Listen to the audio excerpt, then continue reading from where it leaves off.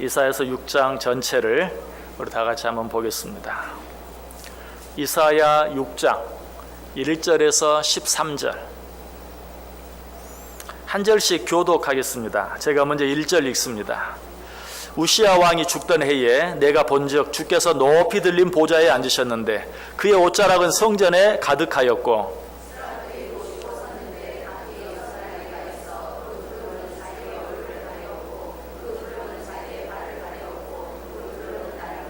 서로 불러 이르되 거룩하다 거룩하다 거룩하다 만군의 여호와여 그의 영광이 온 땅에 충만하도다 하더라.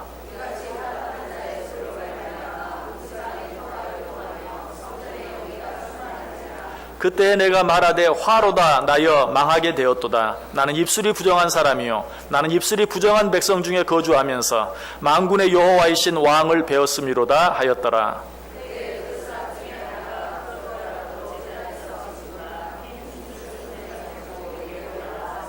그것을 내 입술에 대며 이르되 보라 이것이 내 입에 닿았으니 내 악이 제하여졌고 내 죄가 사하여졌느니라 하더라.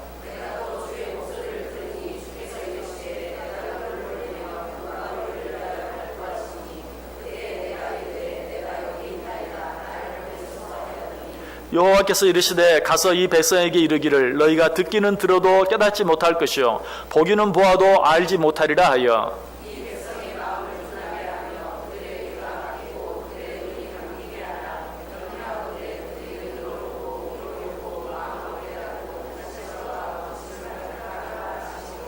내가 이르되 주여 어느 때까지니까 하였더니 주께서 대답하시되 성읍들은 황폐하여 주민이 없으며 가옥들에는 사람이 없고 이 토지는 황폐하게 되며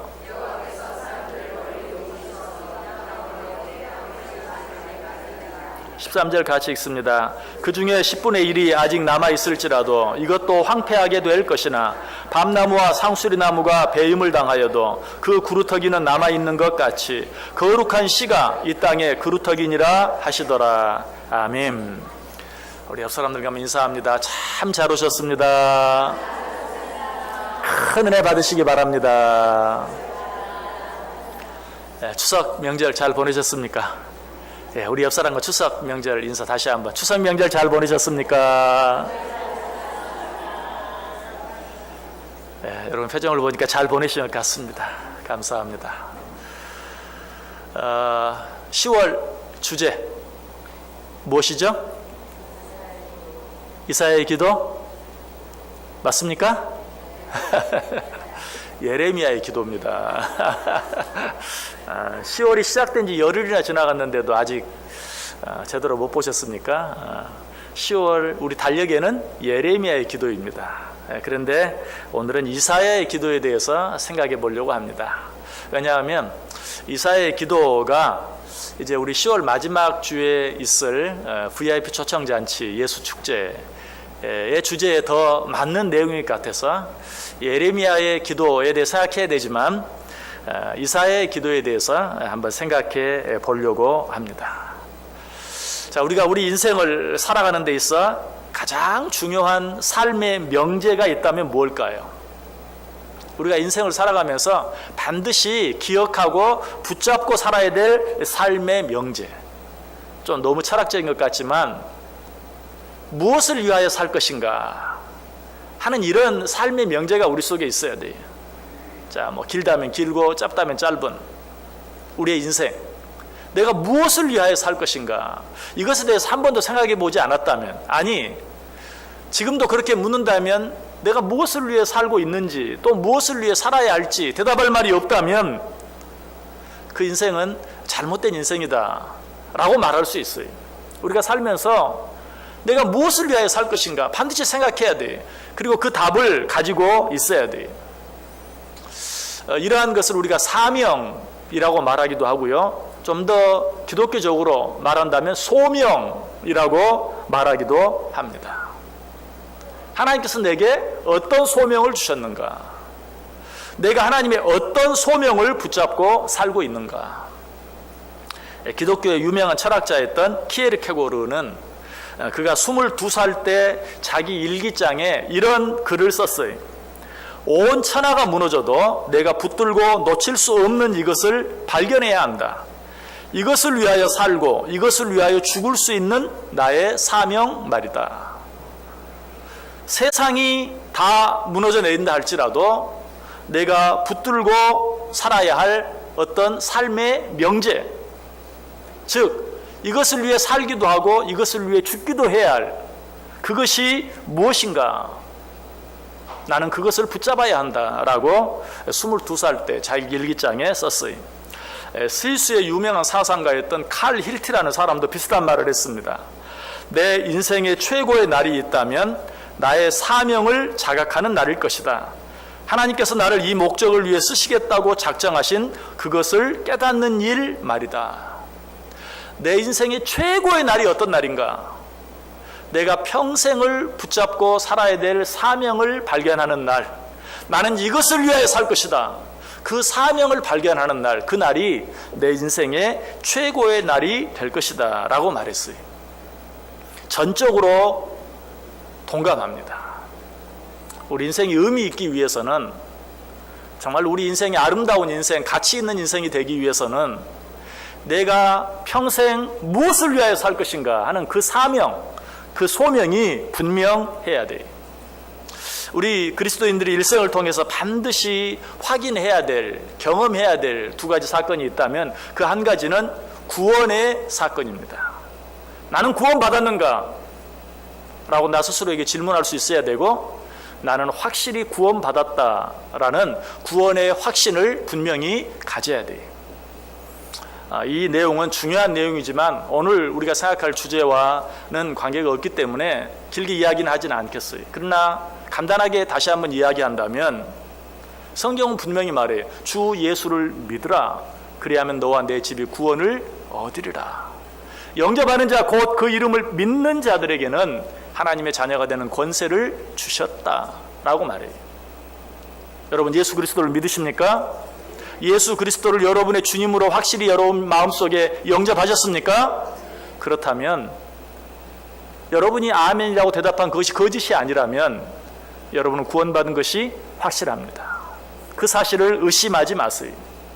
자, 그런데 이것과 더불어서 또 한 가지 우리가 분명하게 확인해야 할 것이 있어요. 그것은 무엇일까요?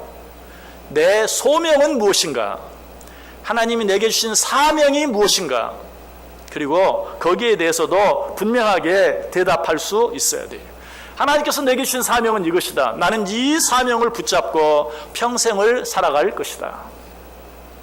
구원의 확신과 더불어서 하나님이 주신 사명이 무엇인지 발견해야 하고 그 사명을 붙잡고 우리의 평생의 삶을 살아갈 때만 비로소 우리의 삶은 하나님 보시기에 합당한, 하나님이 보시기에 기뻐할 만한 그러한 사명이 된다는 사실이. 자, 그런데 이 사명을 어떻게 발견할 수 있을까요? 성경에 나타난 위대한 믿음의 사람들이나 또 일반 그런 경건 서적들을 통해서 발견할 수 있는 위대한 믿음의 선배들이 어떻게 하나님께 주신 사명을 발견했는가? 거의 대부분이 하나님 앞에서 기도하는 중에 그 사명을 발견하게 된 것을 보게 돼요. 오늘 본문에 나타난 이사야 선지자도 마찬가지였어요. 기도하는 중에 그의 사명을 발견하게 됩니다. 이제 오늘 본문을 통해서 이사야가 어떻게 기도하는 중에 하나님께서 그에게 주신 사명, 하나님께서 그에게 주신 소명을 발견하게 되었는지 생각해 보려고 그래요. 자, 이사야가 오늘 본문에 기도를 한 때가 언제였습니까? 오늘 본문 1절을 보면 우시야 왕이 죽던 해에 라고 시작하고 있어요.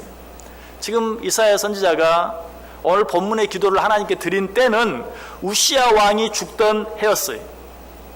연대적으로 말하면 BC 740년경인데요.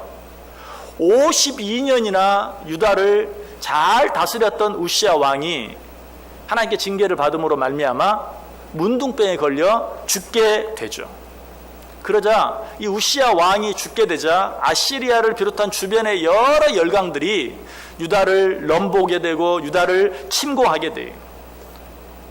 그러니까 유다가 우시야 왕이 죽음으로 말미암아서 풍전등화와 같은 그런 위기를 맞게 되는 것이, 이런 때에 이사야 선지자가 정말 조국의 운명을 책임지는 마음으로, 조국의 운명을 짊어지는 마음으로 하나님 앞에 나아가서 기도하기 시작하는 것이, 성전에 올라가 기도하기 시작해요. 자, 이사야가 이처럼 나라를 위해서 기도하기 위해 성전에 올라갔을 때 그가 제일 먼저 본 것은 무엇이었습니까?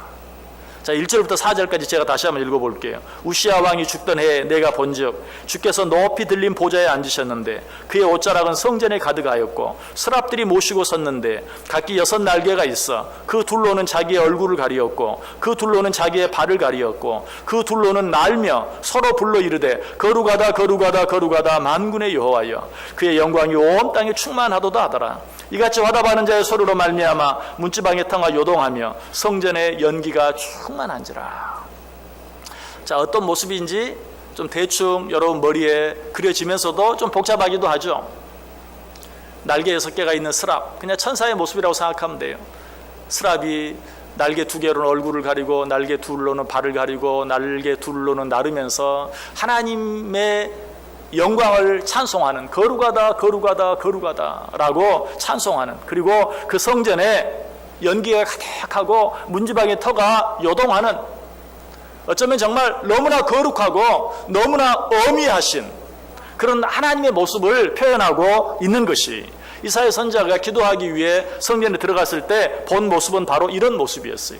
자, 이런 모습을 보고 이사야 선지자가 제일 먼저 어떤 기도를 드리게 됩니까? 5절 보세요. 그때 내가 말하되 화로다 나여 망하게 되었도다. 나는 입술이 부정한 사람이요 나는 입술이 부정한 백성 중에 거주하면서 만군의 여호와이신 왕을 배웠음이로다 하였더라. 하나님의 그 거룩하신 어미하신 위엄이 넘치는 그 모습을 보고 그가 제일 먼저 드린 기도는 참회의 기도, 회개의 기도였어요. 나는 입술이 부정한 자로다. 거룩하신 하나님을 보는 순간 내가 얼마나 더러운가 하는 것을 깨닫게 된 것이, 그리고 나는 입술이 부정한 자다 라고 말하며 참회의 기도를 드리는 것을 보게 돼요. 자, 이 부분은 우리가 여러 사람들의 기도에 대해 생각해 보면서 이미 생각해 보았어요. 기도에 있어 정말 중요한 것은 어떤 기도다? 회개의 기도다. 회개 없는 기도는 하나님이 들으실 수 없다. 왜? 내 마음속에 죄를 품고 드리는 기도, 회개하지 않은 죄를 품고 드리는 기도는 하나님이 듣지 않으시겠다고 했기 때문에 회개가 없는 기도는 하나님이 들으실 수 없다. 우리가 여러 사람들의 기도에 대해 생각할 때마다 이 부분 생각해 보았어요. 자, 그래서 이 부분을 다시 생각하지 않으려고 그래요. 그러나 이사야의 회개 기도, 이사야의 참회 기도 가운데는 특별한 한 가지가 있어요. 그것은 그가 지금 많은 죄 가운데서 특별히 어떤 죄? 입술의 죄. 자기 입술이 부정한 것에 대해서 회개하고 참회하고 있는 그런 모습을 봐요. 자, 우리도 죄를 회개합니다. 그 죄를 회개할 때 주로 어떤 죄를 회개합니까? 내 손으로 지은 죄, 발로 지은 죄, 몸으로 지은 죄, 이런 죄들에 대해서 우리는 회개해요. 그러면서도 우리가 잘 회개하지 않는 것은 입으로 지은 죄에 대해서는 잘 회개하지 않아요. 왜 그렇죠? 손으로, 발로, 몸으로 지은 죄에 대해서는 죄책감을 많이 느끼지만 입으로 지은 죄에 대해서는 아유 뭐 말도 못해? 아니 뭐 말이 그렇다는 거지. 아니 한번 해봤어. 농담이야. 등등 지나가면서 입으로 지은 죄는 가볍게 생각하는 경향이 우리 속에 있기 때문에 우리가 드리는 회개를 보면 손으로, 발로, 몸으로 구체적으로 어떤 행동으로 지은 죄에 대해서는 잘 회개하면서도 입술로 지은 죄에 대해서는 잘 회개하지 않는 것을 보게 돼요. 그러나 이건 잘못된 것이, 여러분 입술의 죄, 모든 죄의 근원이 될 뿐만 아니라 입술의 죄가 다른 어떤 죄보다도 꼭 크기로, 무게로 따진다면 더 크고 더 무거운 죄라고 말할 수 있어요. 왜? 야고보서 3장 6절에 보면 이런 말씀이 나오죠. 혀는 곧 불이요 불의의 세계라. 혀는 우리 지체 중에서 온 몸을 더럽히고 삶의 수레바퀴를 불사르나니 그 사르는 것이 지옥 불에서 나느니라. 혀, 지극히 작은 것이, 그러나 그 작은 혀는 불과 같아서 이 세상 모든 것을 다 태워버릴 수 있는 힘이 거기에 있다라고 이야기하고 있습니다. 요즘에 자살하는 사람들이 너무 많아지고 있어요. 그런데 그 자살의 가장 큰 이유가 뭡니까? 누구에게 맞아서 그렇습니까? 누구에게 뭘 빼앗겨서 그렇습니까? 그래서 죽는 사람은 거의 없어요. 말 때문에 죽어요. SNS에 올라오는, 물론 음성으로 듣는 말은 아닐지라도 글 한 줄, 말 한마디, 그것 때문에 목숨을 끊는 일이 얼마나 많은지 몰라요. 누구에게 맞은 것은 얼마든지 견딜 수 있어요. 누구에게 빼앗은 것도 견딜 수 있어요. 그러나 누구에게 들은 말 한마디는 내 가슴에 박혀서 쉽게 사라지지 않아요. 잊어버려지지 않아요. 계속해서 나를 괴롭혀요. 나를 힘들게 해요. 결국은 목숨을 스스로 끊을 수밖에 없는 지경까지 몰아넣고 마는 것이, 입술의 죄가 얼마나 큽니까? 얼마나 무섭습니까? 우리는 회개하되 우리의 입술의 죄 한 걸음 더 나아간다면 내 마음의 생각의 죄, 왜? 내 마음의 생각이 입의 말로, 입의 말이 내 손과 발 모든 몸의 행동으로 드러나게 되는, 그러므로 마음의 생각과 입술의 말은 우리 모든 죄의 근원이 되는 것이고 씨앗이 되는 것이, 그러므로 우리는 다른 어떤 것보다도 이 죄에 대해서 회개할 수 있어야 돼요. 이사야는 지금 그렇게 하고 있어요. 자기는 입술이 부정한 자인 것을 회개하며 뉘우치고 있는 것이, 우리가 하나님 앞에 올바른 회개의 기도를 드릴 때 비로소 그 기도는 하나님이 들으실 수 있는 합당한 기도가 되는 것이, 우리가 우리의 죄를 바로 보지 못하면 절대로 하나님을 올바로 만날 수 없어요. 여러분, 베드로가 예수님을 어떻게 온전히 만나게 되었습니까? 예수님께서 깊은 곳에 가서 그물을 던져라 라고 말했을 때, 그 명령에 순종했을 때 정말 배에 가득 차고도 남을 만큼 배가 잠길 정도로 엄청난 고기를 잡게 되었을 때 베드로가 제일 먼저 고백한 것이 뭡니까? 주여, 나는 죄인으로소이다. 나를 떠나소서. 자기의 죄인인 모습을 발견했을 때 비로소 그는 주님을 올바로 만나게 되었어요. 사도 바울도 마찬가지. 그가 제일 먼저 고백한 고백이 무엇입니까? 나는 죄인 중에 괴수다 라고 이야기했어요. 정말 자기의 죄를 온전히 발견했을 때 우리는 온전히 하나님을 만날 수 있고 볼 수 있는 것이, 여러분, 그런데 죄 그러면 뭘 생각하십니까?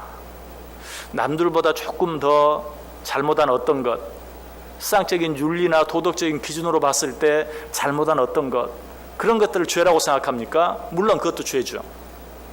그러나 성경이 말하는 죄는 그런 윤리적이고 도덕적인 죄를 말하는 게 아니에요. 성경이 말하는 진정한 죄는 세상의 윤리 도덕적인 것보다도 더 한 차원 높은 세상적인 기준, 사람의 기준에서 짓는 죄를 말하는 것이 아니라 하나님의 기준에서 짓는 죄를 말해요. 그러므로 설령 세상적으로는 완벽하다 할지라도 하나님 앞에서는 죄인 아닌 사람이 없어요. 어쩌면 이사야 선지자도 나름, 아니 틀림없이 세상 사람들의 입장에서 봤을 때는 거룩한 삶을 살았을 거예요. 나라가 위기 가운데 처해 있을 때 정말 그 나라를 위해서 기도하기로 작정하고 예루살렘 성전에 올라가서 기도하는 그 모습만 봐도 얼마나 그가 신실하고 경건한 사람이었는가 하는 것을 알게 돼요. 그러나 그가 성전에 기도하기 위해서 들어갔을 때 하나님의 너무나도 거룩하고 어미하신 모습을 보았을 때 나는 형편없는 죄인이구나 하는 것을 깨달을 수밖에 없었어요.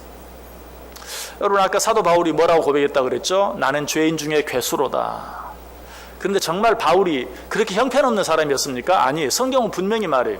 율법으로는 흠이 없는 자였다라고 말하고 있어요. 세상적인 기준으로 보면 그는 흠이 없는, 세상 모든 사람들보다도 거룩한 사람이었고 경건한 사람이었어요. 그러나 하나님을 배웠을 때, 우리 주 예수 그리스도를 만났을 때 그 모습은, 자기 모습은 너무 형편없었어요. 그래서 나는 단순히 죄인이 아니라 죄인 중에 괴수다라고 말하고 있는 것이, 여러분, 우리도 이 하나님의 관점에서, 이 하나님의 기준에서 우리를 보아야 돼요. 그렇다면 여러분이 저를 판단할 수 없고 제가 여러분을 감히 판단할 수 없지만 분명한 것은 우리 모두가 죄인이라는 사실이에요. 하나님을 감히 배울 수 없는, 오늘 이사야 선지자처럼 하나님의 그 거룩한 모습을 감히 배울 수 없는 죄인 중에 죄인인 것을 분명히 깨달아야 하고 고백할 수 있어야 돼요. 그러나 죄를 고백하고 회개할 때는 단순히 나는 죄인입니다, 죄인 중에 괴수입니다 라고만 고백하는 것으로 충분한 것은 아니에요. 우리가 하나님 앞에 죄를 회개할 때는 어때요? 우리의 죄에 대해서 구체적으로 모든 죄를 내어놓고 회개할 수 있어야 돼요. 시편 32편 5절에 보면 내가 이르기를 내 허물을 여호와께 자복하리라 하고 주께 내 죄를 아뢰고 내 죄악을 숨기지 아니하였더니 곧 주께서 내 죄악을 사하셨나이다. 내 안에 있는 모든 더러운 것들을 낱낱이 구체적으로 하나님께 자복하고 아뢰일 때에 하나님께서 나의 죄를 사하여 주신다. 오늘 이사야 선지자가 그렇게 하고 있어요. 5절 다시 보세요. 그때 내가 말하되 화로다 나여 망하게 되었도다. 나는 입술이 부정한 사람이요 나는 입술이 부정한 백성 중에 거주하면서 만군의 여호와이신 왕을 배웠음이로다. 내가 입술로 죄를 지었다 라고 고백하면서 자기의 죄를 구체적으로 고백하고 있는 것을 보게 돼요. 여기서 우리가 진정한 회개에 대해서 한 가지 더 생각하고 지나간다면, 진정한 회개는 내가 이런 죄를 지었나이다 나를 용서해 주소서, 거기서 한 걸음 더 나아갈 수 있어야 돼. 어디까지? 내게 죄 지은 자들을 용서해 줄 수 있는 자리까지. 예수님께서 우리에게 주기도문을 가르쳐 주면서 그렇게 가르쳐 주었죠. 뭐라고? 너희는 이렇게 기도하라. 우리가 우리에게 죄 지은 자를 사하여 준 것 같이 우리 죄를 사하여 주옵소서. 하나님이 받으실 수 있는 진정한 회개를 드리기 위해서는 나에게 잘못한 어떤 사람의 죄를 내가 진정으로 용서하는, 여러분 왜 그런 줄 아세요? 엄밀하게 말하면 내가 진정으로 죄인이라는 사실을 깨닫는 자는 다른 사람을 향해 죄인이라고 정죄할 수 없는 거예요. 내가 다른 사람을 정죄하는 것은 나는 죄인이 아니라는, 최소한 그 사람보다 내가 낫다는 생각 때문에 그래요. 그러나 아까 말씀드렸던 것처럼 그 사람보다 내가 나을지는 몰라요. 그러나 하나님 앞에서 봤을 때 나는 죄인 중에 괴수예요. 죽어마땅한 죄인이. 그렇다면 그 사실을 진정으로 깨달았다면 나에게 잘못한 어떤 사람의 죄를 용서할 수밖에 없는 거예요. 그런 마음이 없다는 것은 곧 뭘 말하죠? 내 죄를 아직 제대로 못 깨달았다는 거예요. 그러므로 하나님이 그 죄를 용서해 줄 수 없어요. 내 죄를 진정으로 깨달은 자들은 내게 죄 지은 어떤 사람의 죄를 용서해 줄 수밖에 없어요.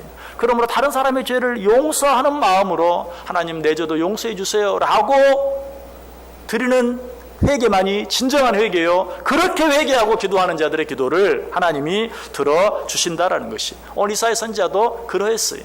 자기의 죄를 구체적으로 아뢰며 하나님 앞에 기도할 때 하나님께서 그의 죄를 들으시고 그의 죄를 사해 주셨어요. 6절과 7절 보세요. 그때 그 스랍 중에 하나가 부젓가락으로 제단에서 집은 바 핀 숯을 손에 가지고 내게로 날아와서 그것을 내 입술에 대며 이르되, 보라 이것이 내 입에 닿았으니 내 악이 제하여졌고 내 죄가 사하여졌느니라 하더라. 이처럼 진정한 회개를 이사야 선지자가 하나님께 드렸을 때 하나님께서 그 죄를 사하여 주신 것이. 자, 그런데 이사야 선지자의 기도는 여기에서도 끝나지 않습니다. 바꾸어서 말하면 진정한 회개의 기도는 여기에서 끝나지 않는다는 것이, 내가 죄를 지었나이다 용서해 주소서. 그때 하나님께서 내가 내 죄를 사하였노라. 거기에서 끝나지 않는다는 것이 진정한 참회의 기도, 진정한 회개의 기도. 아니, 진정한 기도는 어디까지 가야 되는가? 8절 보시기 바랍니다. 내가 또 주의 목소리를 들으니 주께서 이르시되 내가 누구를 보내며 누가 우리를 위하여 갈꼬 하시니 그때 내가 이르되 내가 여기 있나이다 나를 보내소서 하였더니. 그 모든 죄를 사하여 주셨을 때 하늘로부터 하나님의 음성이 들립니다. 어떤 음성이었습니까? 내가 누구를 보내며 누가 우리를 위하여 갈꼬. 자, 여기서 우리가 먼저 한 가지 또 생각해야 될 것은 무엇입니까? 우리가 우리의 죄를 진정으로 회개하고 뉘우칠 때 하나님께서 우리에게 뭘 주세요? 사명을 주세요. 소명을 주세요. 아직까지 내 사명이 무엇인지, 내 소명이 무엇인지, 내가 무엇을 위하여 살 것인지 아직도 알지 못한다면 우리는 먼저 내가 마땅히 회개해야 될 내 죄를 다 회개했는가? 내가 정말 죄인인 것을 내가 깨닫고 있는가 확인해 봐야 돼. 그것을 깨닫기 전에는 사명이 주어지지 않아요. 소명이 주어지지 않아요. 베드로도 주여 나는 죄인으로서이다 나를 떠나소서. 그랬을 때 비로소 어때요? 내가 너를 사람을 낚는 어부가 되게 하겠다. 내 양을 먹이고 내 양을 치라 라고 고백할 수 있었어요. 여러분, 우리가 우리의 모든 죄를 회개할 때, 진정으로 회개할 때 사명이 주어져요. 오늘 이사야에게도 그랬어요. 이사야가 진정으로 자기의 모든 죄를 회개했을 때 내가 누구를 보내며 누가 우리를 위하여 갈꼬. 그때 이사야 선지자는 뭐라고 대답합니까? 내가 여기 있나이다 나를 보내소서. 여러분, 진정한 회개 뒤에는 반드시 이런 순종과 헌신의 고백이 있어야 돼요. 내가 정말 내 죄를 다 회개했어요. 그런 말미암아 죄 용서함 받았어요. 그러나 그것으로 끝난다면 그것은 진정한 회개가 아니에요. 진정으로 회개한 자는 주여 내게 말씀하옵소서. 내가 이제는 주의 말씀대로 순종하며 살겠나이다. 주여 내가 무엇을 하오리이까? 이제는 내가 내 모든 시간, 내 모든 삶, 내 모든 몸 온전히 하나님께 헌신하며 살겠나이다. 순종과 헌신의 결단이 있는 기도, 이 기도만이 진정한 회개예요. 여러분 생각해 보세요. 내가 진정으로 죄를 뉘우쳤다고 회개했다고 말하고 하나님께서 말씀하신 것에 대해서 아유 그거는 제가 그렇게 할 수 없겠는데요 라고 말한다면 어때요? 그 회개는 진정한 회개가 아니죠. 내 발등에 떨어진 불을 끄는 것에 불과한 거지 진정한 온전한 회개라고 말할 수 없는 것이. 그러므로 진정한 회개는 반드시 온전한 순종과 헌신의 결단으로 연결돼야 돼요. 오늘 이사야 선지자는 그렇게 했어요. 내가 누구를 보낼까? 누가 우리를 위하여 갈까? 하나님 말씀하셨을 때 이사야 선지자가 뭐라고 말해요? 내가 여기 있나이다. 나를 보내소서. 이사야 선지자는 여기서 자기가 평생 붙들고 살아야 될 사명을, 소명을 발견한 것이. 여러분 사무엘도 마찬가지죠. 사무엘에게도 하나님께서 소명을 주십니다. 그 소명을 언제? 말씀하옵소서 주의 종이 듣겠나이다. 무엇이든 말씀하옵소서 내가 그 말씀에 순종하며 살겠나이다 라고 다짐하고 고백했을 때 하나님께서 그에게 사명을 허락해 주시는 것을 보게 돼요. 자, 그럼 이사야 선지자에게 주어진 사명, 소명은 무엇이었습니까? 9절 보세요. 여호와께서 이르시되 가서 이 백성에게 이르기를. 이사야 선지자에게 주어진 사명은 하나님의 말씀을 대언하는 것이었어요. 하나님의 말씀을 이스라엘 백성들에게 증거하는 것이었어요. 어떤 말씀을? 자, 9절 10절 다시 보세요. 여호와께서 이르시되 가서 이 백성에게 이르기를 너희가 듣기는 들어도 깨닫지 못할 것이요 보기는 보아도 알지 못하리라 하여 이 백성의 마음을 둔하게 하며 그들의 귀가 막히고 그들의 눈이 감기게 하라. 염려하건대 그들이 눈으로 보고 귀로 듣고 마음으로 깨닫고 다시 돌아와 고침을 받을까 하노라 하시기로. 좀 어려운 내용입니다. 간단하게 말하면 가서 전하라. 너희가 하나님의 말씀을 듣고도 깨닫지 아니할 것이다. 듣고도 못 들은 채 할 것이다. 너희들의 귀를 막고 눈을 감고 너희들이 하나님의 말씀에 순종하지 아니할 것이다. 너희들의 마음이 완악해져서 내가 무엇이라고 말해도 너희가 듣지 않을 것이다. 그로 말미암아 너희들은 징계를 받고야 말 것이다. 이 사실을 전하라 라고 이사야 선지자에게 이야기합니다. 어떻게 말하면 오늘 우리들에게 너희는 가서 주 예수를 믿음으로 말미암아 구원을 받으라고, 예수 그리스도를 믿지 아니하면 영원한 지옥 형벌에 떨어질 수밖에 없다고 모든 사람에게 전하라. 좀 더 쉽게 말하면 예수 전당 불신 지옥, 너희는 이 사실을 모든 사람에게 아뢰라. 지금 하나님께서 이사야 선지자에게 그렇게 이야기하고 있어요. 자, 그렇다면 이 사명을 감당하기만 하면, 나아가서 그저 전하기만 하면 주 예수를 믿으십시오. 그러면 구원을 받습니다. 천국에 갑니다. 예수를 믿지 아니하면 지옥에 갑니다. 이 사실을 전하기만 하면 우리의 사명을 다 감당하는 것일까요? 이사야 선지자는 그 일을 하는 것으로 끝나지 않았어요. 하나님께 주신 말씀, 너희들이 돌이키지 아니하면 멸망할 수밖에 없는데 너희들의 마음이 완악해져서 돌이키지 아니함으로 말미암아 하나님의 징벌을 피할 수 없을 것이다. 증거했어요. 이제 할 일 다 했습니까? 요나는 거기까지 하고 할 일 다 했다 하고 그늘에 가서 쉬었죠. 근데 이사야 선지자는 그렇게 하지 않았어요. 하나님께서 그에게 그 입에 할 말을 넣어주신 대로 가서 전하고 나서 또 한 가지 합니다. 그것은 무엇이었습니까? 11절 보세요. 내가 이르되 주여 어느 때까지니까. 지금 하나님께서 이사야에게 주신 말씀은 뭐였어요? 저들에게 전하라. 너희들이 주의 말을 듣고도 회개하지 아니함으로 말미암아서 너희들이 하나님의 징벌을 받을 수밖에 없을 것이다 라고 전해라. 그리고 전했어요. 그리고 나서 이사야 선지자는 어떻게 해요? 내가 이르되 주여 어느 때까지니까. 주여 저들이 저렇게 완악해져서 하나님의 벌을 받는 것, 내가 그 이유를 알겠습니다. 왜 저들이 벌을 받는지 압니다. 하나님, 그런데 언제까지 저들을 그대로 내버려 두시겠습니까? 언제까지 저 완악한 자들을 그대로 내버려 두시겠습니까? 하나님께서 강권적으로라도 그들 가운데 역사하셔서 정말 그들의 마음을 부드럽게 해주시고 회개하게 하셔서 하나님의 은혜를 받게 해주옵소서. 저들이 지금 저런 징벌을 받는 것은 저들이 한 일로 말미암아 마땅하지만 그러나 긍휼히 여겨 주옵소서, 한 번 더 불쌍히 여겨 주옵소서라고 기도하고 있는 것을 보아요.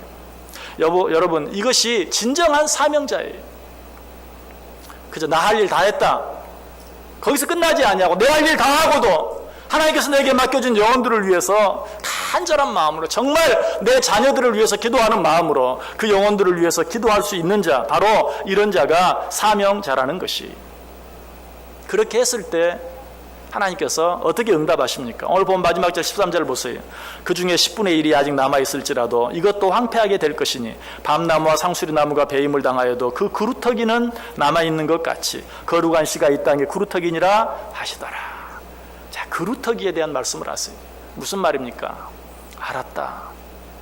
저들이 그 완악함으로 말미암아, 끝까지 회개하지 아니함으로 말미암아 정말 완전히 멸망할 수밖에 없는 그 자리까지 가겠지만 내가 너의 기도를 듣고 그루터기는 남겨놓겠다. 나무가 통째로 배임을 당하는 거야. 하나도 남지 않아. 잎사귀 하나도 남지 않아요. 완전히 배임을 당해. 망한 것 같아. 그러나 내가 너의 그 애통하며 드리는 기도로 말미암아 그루터기를 남기고 거기에서 새 싹이 나고 새 순이 돋게 하겠다. 완전히 멸망시켜버리지는 않겠다라고 말씀하고 계시는 것을 보게 돼요. 이사야 선지자의 그 애끓는 중보기도, 자기 할 일을 다 하고도 내 할 일 다 했다 하지 아니하고 그 영혼들을 위하여 끝까지 기도했을 때 하나님께서 말씀해요. 정말 그들이 온전히 멸망당하는 것 같겠지만, 하나도 남는 자가 없는 것 같겠지만 실제로 어떤 일이 일어나죠? 지금 이 예언은 그들이 바벨론으로 포로로 잡혀갈 것을 말하고 있어요. 그들이 바벨론으로 포로로 잡혀감으로 말미암아 이제 그들은 이 땅에서 더 이상 존재하지 않는 자들처럼 되고 말 것이다. 그러나 내가 너의 기도를 듣고 그루터기만큼은 남겨놓겠다라고 이야기하고 있어요. 자, 이제 오늘 이 말씀 우리에게 한번 적용해 보길 원합니다. 여러분의 소명은 무엇입니까? 우리에게 주어진 소명, 열이면 열, 백이면 백, 천이면 천, 만이면 만, 다 다르겠죠. 그러나 우리 모두가 부인할 수 없는, 우리 모두에게 주어진 너무나도 분명한 공통적인 한 가지 소명이 있어요. 그건 무엇이죠? 예수님의 지상 최후의 명령. 마태복음 28장 18절 이하에 예수께서 나와 말씀하여 이르시되 하늘과 땅의 모든 권세를 내게 주셨으니 그러므로 너희는 가서 모든 민족을 제자로 삼아 아버지와 아들과 성령의 이름으로 세례를 베풀고 내가 너희에게 분부한 모든 것을 가르쳐 지키게 하라. 볼지어다 내가 세상 끝날까지 너희와 항상 함께 있으리라. 하나님께서 우리 모두에게 주신 공통적인 소명, 사명 한 가지는 무엇입니까? 땅끝까지 주의 복음을 증거하라. 한 구절 더 읽는다면 사도행전 1장 8절 오직 성령이 너희에게 임하시면 너희가 권능을 받고 예루살렘과 온 유대와 사마리아와 땅끝까지 이르러 내 증인이 되리라. 여러분, 이것이 우리 모두에게 주어진, 예외 없이 주어진 공통적인 사명이에요. 여러분, 이 사명 앞에서 자, 오늘 하나님께서 우리에게 말해요. 너는 땅끝까지 이르러 내 증인이 되라. 오직 성령이 너희에게 임하시면 너희가 권능을 받고 사마리아 온 유대와 예루살렘과 땅끝까지 이르러 내 증인이 되라. 여러분, 이 사명 앞에서 여러분은 뭐라고 고백하겠습니까? 우리 이사야처럼 고백할 수 있어야 돼. 주여, 나는 입술이 부정한 자니이다. 하나님께서 내 입술로 주의 복음을 땅끝까지 증거하라고 있는데, 하나님의 영광을, 하나님의 권능을, 하나님의 사랑을 증거하라고 있는데 나는 그 입술로 내 자랑만 하고, 아니 하나님의 영광 가리우는 말만 하고, 아니 하나님을 알지 못하는 자들과 똑같은 말만 하고, 아니 어쩔 때는 그들보다 더 심한 말을 해서 예수 믿는 사람이 왜 저 모양이야 하는 소리를 듣고, 마땅히 주의 복음을 증거하고 하나님에 대해 증거해야 될 그 입을 가지고 세상 말, 아무리 내가 그런 더러운 말, 거짓말, 욕 하지 않았다 할지라도 하나님의 영광과는 관계가 없는 수상적인, 인간적인 그런 말만 하며 살았다면 우리는 오늘 이사야 선지자가 한 고백과 동일한 고백을 할 수 있어야 돼. 주여, 나는 입술이 부정한 자니이다. 난 욕 안 해. 나는 그런 더러운 말, 이런 말 절대 안 해. 나는 쌍시옷 들어가는 그런 건 아예 발음도 안 해.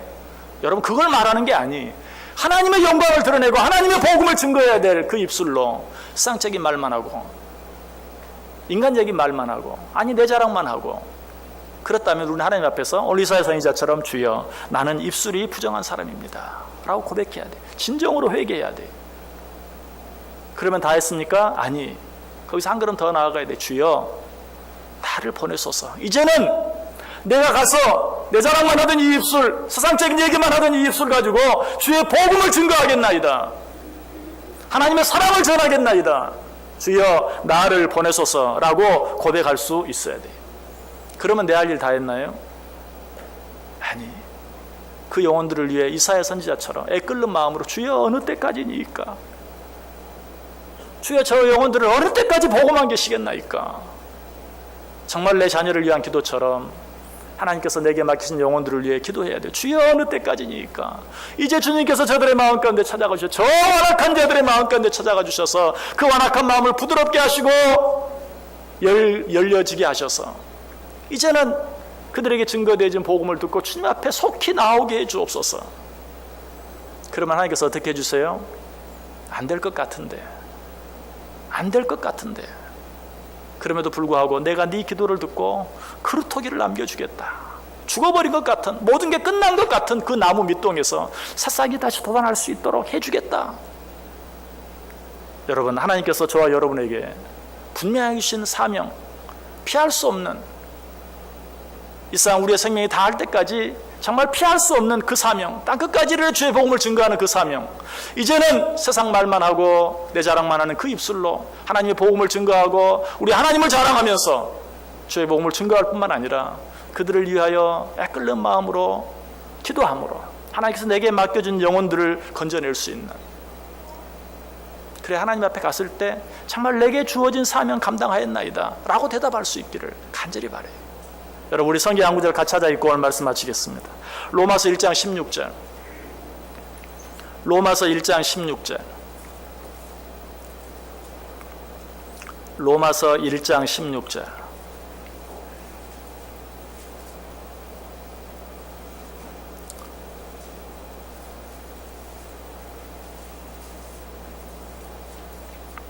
우리 같이 읽습니다. 내가 복음을 부끄러워하지 아니하노니 이 복음은 모든 믿는 자들에게 구원을 주시는 하나님의 능력이 됨이라. 먼저는 유대인에게요 그리고 헬라인에게로다. 아멘.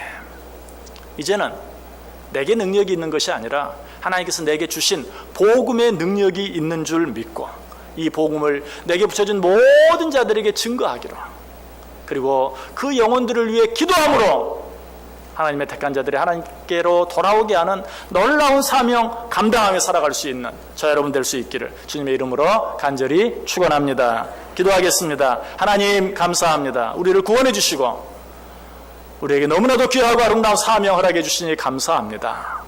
이제는 입술을 열어 주의 복음을 증거함으로 이 사명 감당하게 하시고 주님께서 내게 맡겨준 영혼들을 위하여 날마다 애끓는 마음으로 기도함으로 그 영혼들이 하나님께 돌아오게 되어지는 놀라운 역사가, 은혜가, 축복이 우리 가운데 넘치게 하여 주옵소서. 예수님의 이름으로 기도드리옵나이다. 아멘. 우리 다